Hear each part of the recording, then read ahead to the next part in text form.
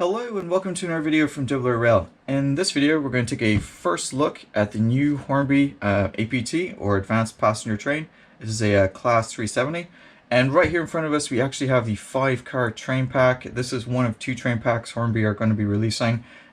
This one is the original livery without the black fascia on the front, and it is 370003 and 370004. I do actually have the full 14-car experience for this, and I will do a later video showing you the full 14-car set, as well as how to set it up and all the different components you'll need, and so keep an eye out for that on the channel. So this set comprises of 2 DTSs, which is the driving trains on the front and the back. Contains the non-driving motor car. It also contains 2 TBFs, which I think are trailer buffet firsts. And without further ado, we're going to take a look inside the box. This is R3873, as you can see there, and it is the final Hornby release product. So before we go and open the box, there's probably a couple of things that you want to know. So this train is what's special about it is it was a tilting train that was developed by British Rail in the 1970s. And basically it was for use on the West Coast main line. There was a lot of curves, and so the idea was that if the train could tilt around the curves, it could travel all across the line at a faster speed and obviously cut down on transit times. While this wasn't exactly a resounding success, it did pioneer the concept of active tilting, which I think is on things like the Pendolino and stuff like that. So some of the technology that this thing kind of pioneered ended up being used in later locomotives. In terms of when this ran, I believe its inaugural journey was in the early 1980s, so it ran from about 1980 to 1986. And it was withdrawn, I think, towards the end of 1981 because of failures and the bad press it was getting, and it was quietly reintroduced in 1984, where it ran passenger services, I believe, until about the winter of 1985-1986, when it was permanently withdrawn. How you'd run this on your layout, you can run it in various different formations. I will do a formations video on it. You have things like when it was running testing, when it was running service, and so on. So there's all sorts of different combinations for running this, and hats off to Hornby. They have provided us with all the various different coaches that you need, unlike the original set. So let's see what else. So we're going to take a look and see what's in the box. Probably the biggest question you have is like, why did I purchase it? I originally tried to purchase the DJ models one. Obviously that failed, and I lost some money out on that because you had to prepay, so it wasn't great. So it's kind of cool that Hornby came out with this one. Where did I buy it from?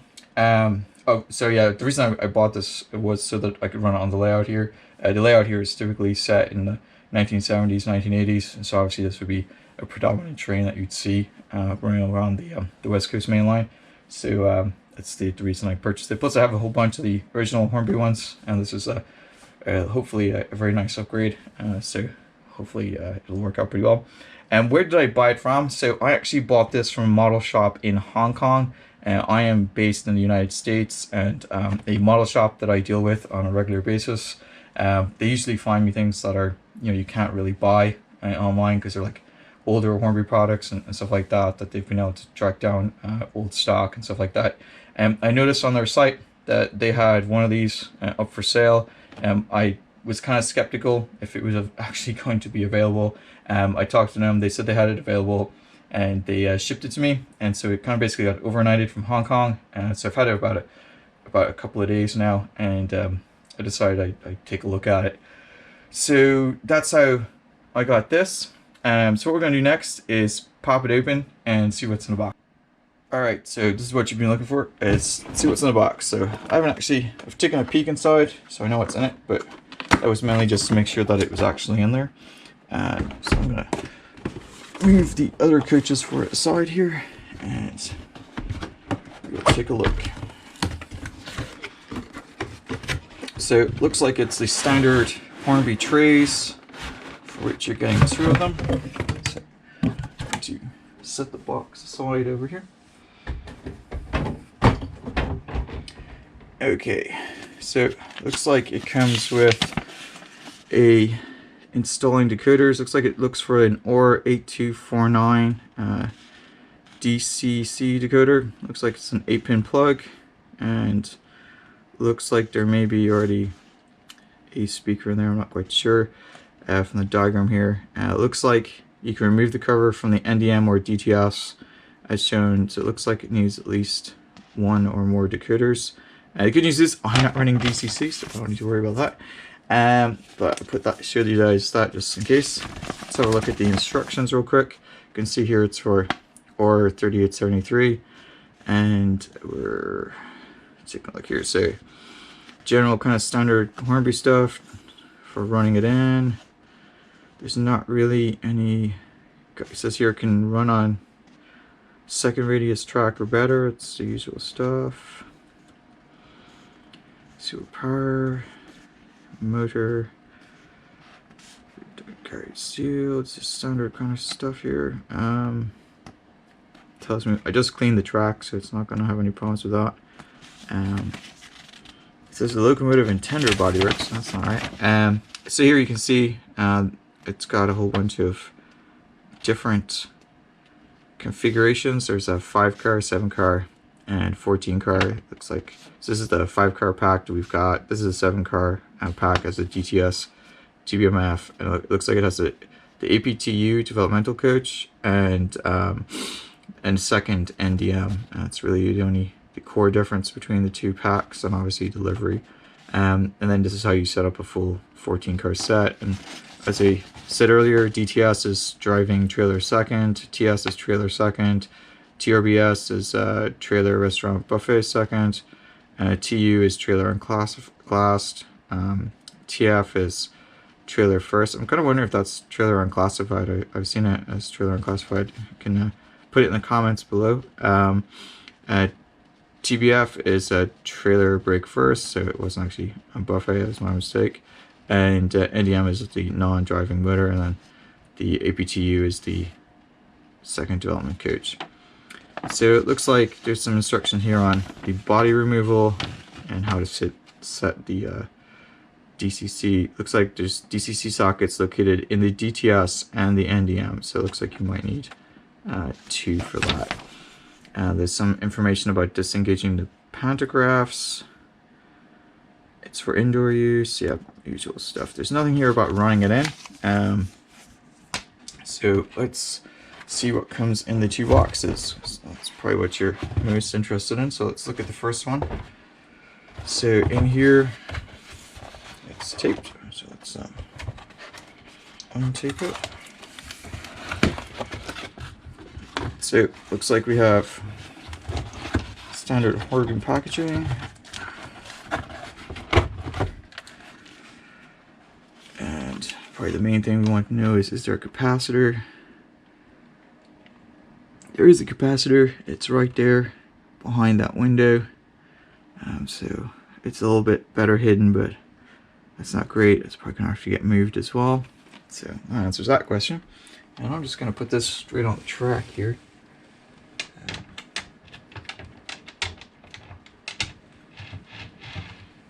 Like so. And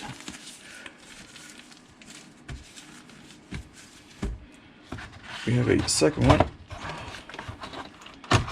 This one has, obviously, it looks like this is a decoder socket on the bottom here. It too has its capacitor here, and you can see some nice detail in the front. I don't know if you can see the seats in there. And seats in front it's fairly light. Looks like it has standard pickup, so that pickup doesn't look like it's totally touching the wheels. And it's got pickups on the back end as well. I'm going to set this one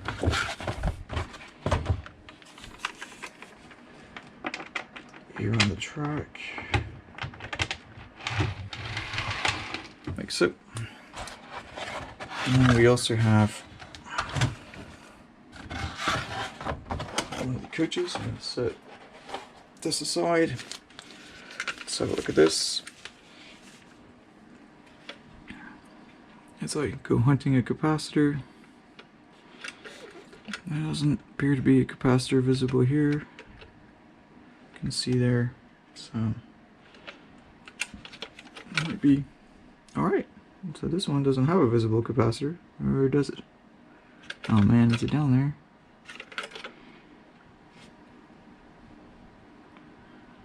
Nope, I think it's okay. Alright, so this one might, well, at least one coach I don't have to tear apart. And this looks like it connects directly to the NDM. So we will set this one here in the middle for now. That means what's in the other box. So let's take a look.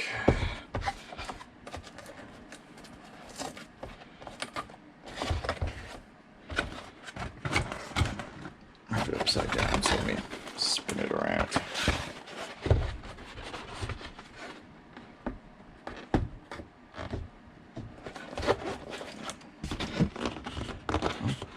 Didn't actually have it up there. You spin it back around. At the same time, I'm trying to take this tape off. Alright, so let's take it completely. So it looks like we have the power car, and this one's got the City of Derby stamped on the side of it. That's in its standard Hornby packaging. And then we have the other TBF, which will go this way. Actually, that's 4. I've got these flipped around. So this one's 3. So it's supposed to go there. This one is 4. And you can see there it's the same. Livery looks pretty good. The windows aren't scratched up or anything like that, so it's in pretty good shape. And if I flip it over, you can see pretty nice roof detail, pretty standard stuff, and it's that kind of creamy gray color. So let's see what else comes with this. So we'll set this here. I'm gonna have to move some stuff to make this fit, but you get the idea. So it looks like it comes with some extra couplings and some etched metal plates, which is cool. What else is there? Actually, it comes with 2 packs of extra couplings, so get 4 extra couplings there. All right. So what I'm going to do next is I'm going to go and connect this all together, and we'll give it a bit of a test run. Okay, so putting the loco together here is actually pretty straightforward. There's a hole in here that the ball joint goes into, and you just line it up. It just sits on it. There's no clipping. It doesn't seem to fall into place, and just sits on it, which is interesting. It's an interesting kind of nice design. And then we'll just take the power car out, and hopefully it works. So standard kind of block of ice packaging. I'm not going to pick the pantograph up for now. I'm just going to let it sit there, and then hopefully it isn't too.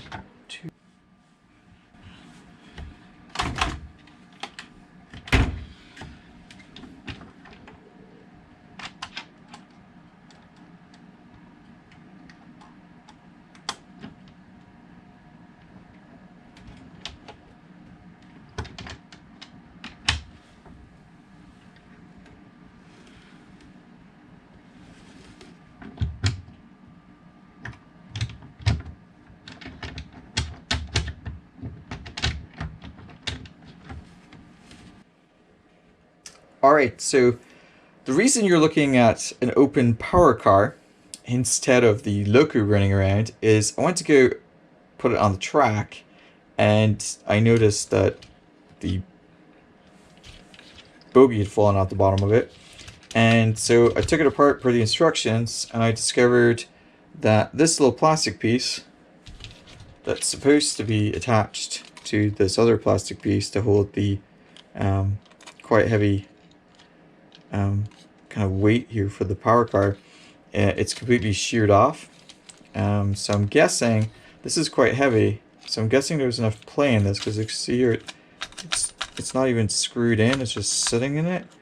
And so what seems to have happened is this is sheared off from, you know, being tried to jostle around in transit, and broken off. So I'm going to try to super glue it back on maybe.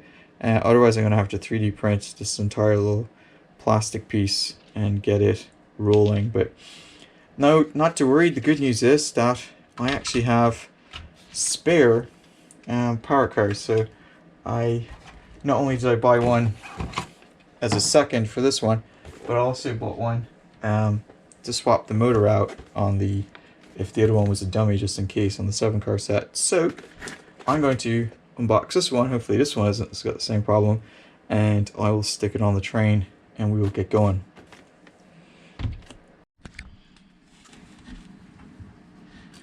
Okay, so the good news is this power car is perfectly fine, or non-driving motor car. So to line these up, okay, so to connect these together, you just hold them both up, you line them up like this, and just click it together. Simple as that. It's a very, very neat design. Alright, so what we're going to do next is we're going to power this thing up and see if it runs.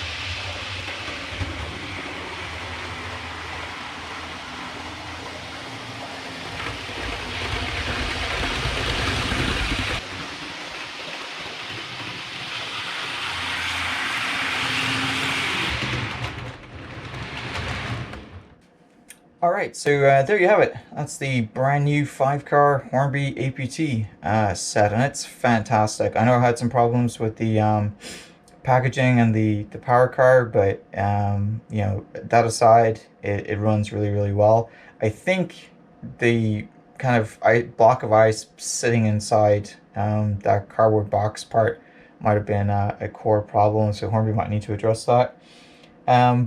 Kind of concerned that maybe the 7-car set might have 2 broken ones. We'll have to wait and see.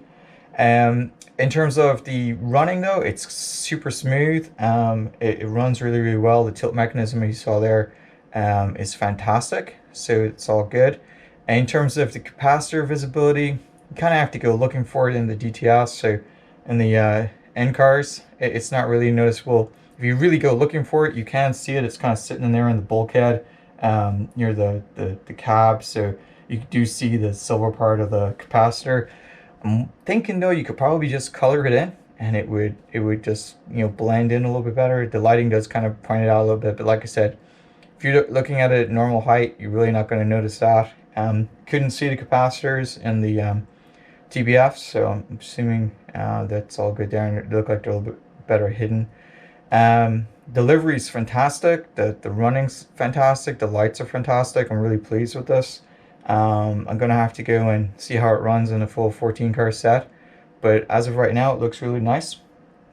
So this was just the first look video, so I'm going to be running this for the next couple of days, a couple of weeks. Going to be trying to run it in the 14 car set version here pretty soon.